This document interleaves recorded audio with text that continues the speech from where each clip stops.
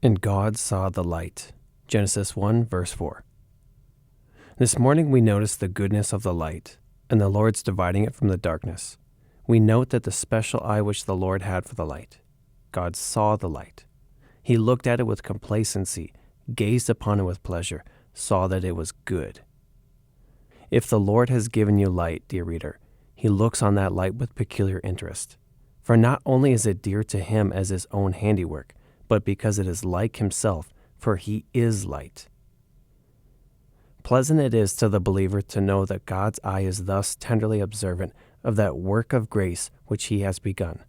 He never loses sight of the treasure which He has placed in our earthen vessels.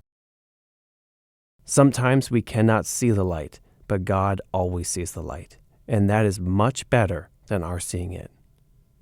Better for the judge to see my innocence than for me to think I see it.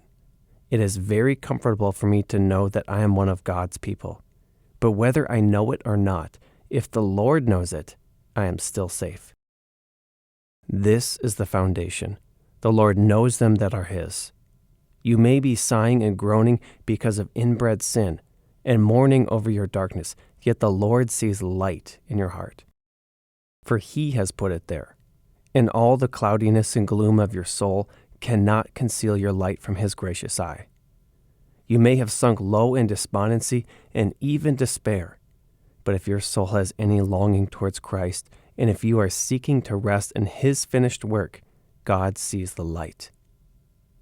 He not only sees it, but He also preserves it in you. I, the Lord, do keep it.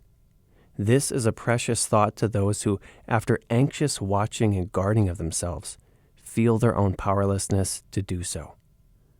The light thus preserved by His grace, He will one day develop into the splendor of noonday and the fullness of glory. The light within is the dawn of the eternal day. Comment Amen if you agree, and subscribe for more devotionals and sermons from Spurgeon.